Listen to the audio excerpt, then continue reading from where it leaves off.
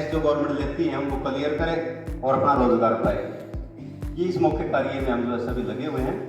तो उस कार्य को और ज़्यादा इफेक्टिव बनाने के लिए हमने जो है आज ये प्रयास किया है मेमोरी लैब के बारे में। आगे और भी हम करेंगे, एक और लैब हम बनाएंगे, कंसल्टेंसी लैब है। उसमें हम क्या करेंगे कि बच्चा साइकोलॉजिकली वीक है, कोई प्रॉब्लम उसकी है, घर पे प्रॉब्लम है, आसपास प्रॉब्लम है, उसके फ्रेंड्स उसको तंग करते हैं, तो कंसल्टेंसी लैब, माइंड के ऊपर कोई इफेक्ट उसके ऊपर आ गया है तो कंसल्टेंसी लैब में हम उसको जो है डिस्कस करके उसको दूर करेंगे। तो वो भी हम एक बनाएंगे लैब। इसके साथ साथ और भी काम करेंगे, सारी बातें मैं यहाँ नहीं अभी डिस्कस कर रहा हूँ, टाइम की प्रॉब्लम है। तो सर को मैं रिक्वेस्ट करना चाहूँगा बिना देरी के वो आएँ और जो है अपना विस्तार व्याख्यान यहाँ प्रस्तुत करने का कष्ट करेंगे।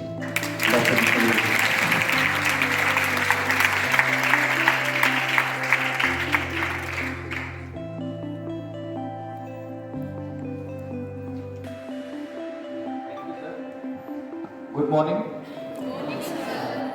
कैसे हैं आप? कितने अच्छे और हो सकते हैं तो नहीं पता। तो एक छोटी सी स्टोरी से स्टार्ट करते हैं कि एक बच्चा, उसका नाम कुछ भी रख सकते हैं, वो बस स्टैंड पे खड़ा है ना, बस स्टॉप पे, और शोर मचा रखा है उसने, जल्दी बताओ मेरी बस कौन सी है, जल्दी बताओ मेरी बस कौन सी है। मैंने पूछा कहाँ जाना है?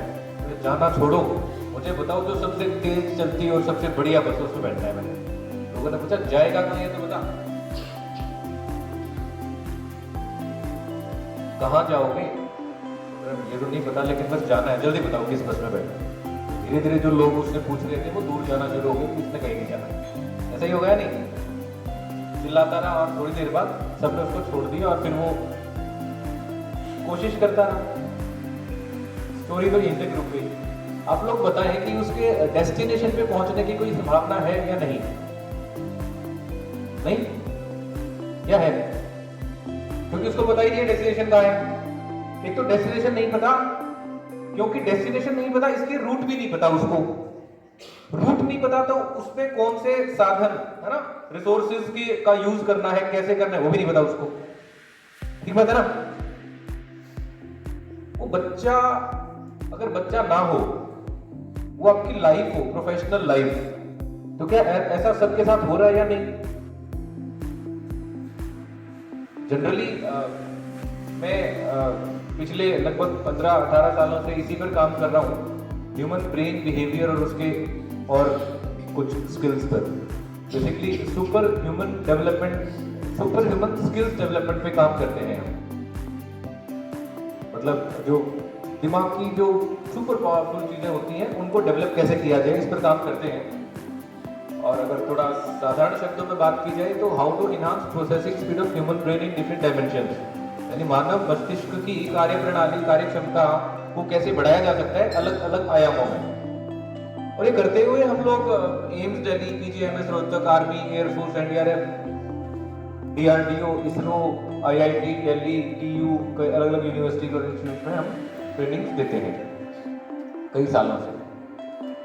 उससे हमें ये पता चला कि असीमित संभावनाएं हैं। ये कहते थे ना, सुनते ही दिमाग में असीमित संभावनाएं हैं, लेकिन कितनी सीमा, कितनी असीमित हो सकती हैं, उसका प्रैक्टिकल इंप्लीमेंटेशन हमने देखा थोड़ा सा, और बहुत अच्छी चीजें पता चली जो आपसे शेयर करने के लिए हम आज आए हैं यहाँ। तो आप लोग क्यों आते हैं यहाँ कॉलेज? कुछ बच्चे तो आते होंगे कि घर वालों ने एडमिशन दिलवा दिया, गलती क्या है, करना ही है ना, ज्यादातर बच्चे शायद। कुछ बच्चे आते होंगे कि कुछ नहीं तो कॉलेज में ही सही, खाली बच्चे क्या करेंगे घर। और बहुत कम बच्चे शायद होंगे जो अपने पैशन को फुलफिल करने आते होंगे, जुनून को फुलफिल करने, हमने कुछ करना ही है ना। ऐसे कितने बच्चे हैं जो चाहते हैं मैंने कुछ करना ही है जिंदगी में, कुछ खतरनाक सा करना है। बहुत बढ़िया है, लगभग सभी। तो ये कुछ भी जो बड़ा करना है, ये डेस्टिनेशन है ना, डेस्टिनेशन पहुंचना है, उसके लिए हमें रूट मैप तैयार करना पड़ेगा। तो किसी ने आज तक कुछ किया है खास, नॉर्मल से अलग? पहुंचना तो नॉर्मल से अलग, ऐसा मैंने बता ही दिया। तो किसी ने ऐसा कुछ किया भी है जो आम बच्चों से अलग किया हो हमने? 1% भी किसी ने कुछ किया हो तो हाथ ऊपर करें। ये गड़बड़ है हाँ? हम सोचते तो हैं लेकिन एक्शन नहीं लेते। क्या एक्शन लिए बिना पहुंच पाएंगे कहीं या नहीं? हाँ या ना? नहीं पहुंच पाएंगे ना। एक्शन क्या लिया जाए ये भी एक बड़ी समस्या है। कई बार ना कुछ बच्चों के साथ बात करते हुए पूछता हूँ, स्कूल के बच्चे होते हैं कि भाई क्या करोगे जिंदगी में? पेरेंट्स होते हैं उनके छोटे बच्चे, उससे पहले 10th तो करने दो। अभी कहाँ बच्चा है, ठीक है जी, सही बात है, बात हो गई। उसके बाद 10th आने के बाद क्या करेंगे, क्या करोगे? अरे अभी नहीं पूछने का टाइम, अभी तो हमने डिसाइड करना है कि 10th के बाद क्या सब्जेक्ट लिए जाएंगे, अभी वो टाइम नहीं है हमारे पास। ठीक है जी, 10th में कोई सब्जेक्ट ले लिया, आर्ट कॉमर्स साइंस या कुछ और, कुछ भी लेने के बाद ग्रेजुएशन की बात आती है, क्या करोगे? ग्रेजुएशन तो होने दो, बात तो ठीक है। उसके बाद पीजी की बात आती है, मास्टर्स, अरे मास्टर्स कंप्लीट करने दो ना, फिर सोचेंगे आराम से। मास्टर्स कंप्लीट होने के बाद सोचते हैं थोड़ा सा कुछ और कोर्स कर लिया जाए, है ना, कर लेते हैं। और एक दूसरी स्टोरी, ये तो मतलब रूरल एरिया में थोड़ा ऐसा सा देखने में आया है। अर्बन एरिया में है ना, मतलब मेट्रो सिटी, उनमें जब हम बात करते हैं तो जी बच्चा फिर आमतौर पर ऐसा सोचा जाता है कि साइंस साइड थोड़े ज़्यादा होशियार से बच्चे लेते हैं, ठीक ठाक से वो कॉमर्स लेते हैं, जो कुछ नहीं कर सकते वो आर्ट्स लेते हैं, ऐसा सोचा जाता है। और लास्ट में आर्ट्स वाले अपना IAS वगैरह बन के सबको नौकरी करवा रहे होते हैं, है ना। और एक वो फेसबुक वगैरह पे मैं देख रहा था कि उनके ऊपर फिर कुछ नेता लोग होते हैं, उनकी पढ़ाई लिखाई तो बहुत ज़्यादा नहीं पता क्या होती है, वो उनको भी चला रहे होते हैं। और फिर बाबा जी होते हैं, वो नेताजी उनको भी नमस्ते कर रहे होते हैं, है ना। इस तरीके से स्ट्रक्चर चल रहा है। तो बहुत ज़्यादा मेहनत के, बहुत ज़्यादा पढ़ रहे हैं, आमतौर पर बहुत ज़्यादा नहीं देखने में मिलते, ऐसा कुछ प्रिटेंड करते हैं लोग, है ना। लेकिन उसका ये मतलब नहीं है कि नहीं पढ़ना चाहिए। दूसरा एक और दिखने में आजकल आ रहा है कि जितने बड़े बड़े बिजनेसमैन हैं, बिजनेस टाइकून्स हैं अंतरराष्ट्रीय स्तर पे, वो बहुत ज्यादा पढ़े नहीं है। इसका मतलब भी ये नहीं है कि ना पढ़ेंगे तो ही हम सक्सेसफुल होंगे।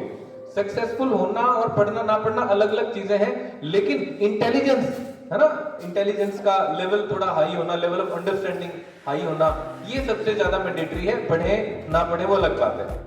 ये बात ठीक है कि नंबरों से किसी की इंटेलिजेंस को नहीं नापा जा सकता कि बहुत ज्यादा नंबर आ गए तो वो सब कुछ है, जिसके नहीं आए तो कुछ भी नहीं है, ऐसा कुछ नहीं होता।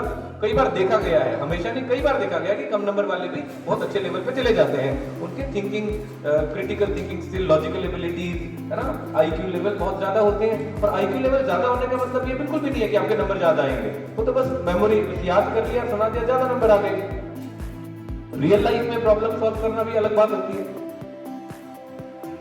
तो मैं अर्बन एरिया की बात कर रहा था, उसमें क्या आमतौर पे देखा गया है कि टीचर्स हैं, थोड़ा सा बताना कैसा होता है या नहीं, है ना, कि साइंस साइड ले लिया, कॉमर्स कुछ भी ले ली साइड, उसके बाद बच्चे मुझे बीटेक करवाएंगे, इंजीनियर बनाएंगे, है ना, इंजीनियरिंग कर ली। इंजीनियरिंग के बाद लास्ट में दिखता है कि अरे यार सोचा तो बहुत कुछ था, प्लेसमेंट तो नहीं हुई, 3-4 साल लग लिए, 5-7 लाख रुपए लग लिए। अब बच्चे का थोड़ा दिमाग तेज हो जाता है, वो सोचता है कि कोई नहीं, छोटी मोटी जॉब है, 5-10 लाख कुछ नहीं, मैं तो 50-60 लाख या करोड़ का पैकेज लूंगा, तो MBA करते हैं थोड़ा ना, नहीं हुआ तो MBA करते हैं। MBA में हम एडमिशन लेने का पूरा जोर लगाते हैं आमतौर पे, लगने के बाद लास्ट में ना बहुत ज्यादा प्लेसमेंट लेवल, मतलब उतना नहीं होता परसेंटेज, तो MBA भी कर ली और प्लेसमेंट नहीं हुआ, तो अपनी कमी को व्यक्ति मानता नहीं है ना, आसपास की, बोला कॉलेज ठीक नहीं था, कंपनी ठीक है, रिसेशन आए हुए हैं, MBA कुछ और करते हैं। फिर देख दाख लिया सब कुछ, M.Tech कर ली, M.Tech करने के बाद भी जब नहीं मिलती है तो घर वाले कहते हैं उम्र हो गई है, शादी करनी है, खुद अपने पैरों पे खड़े हो जाओ भाई।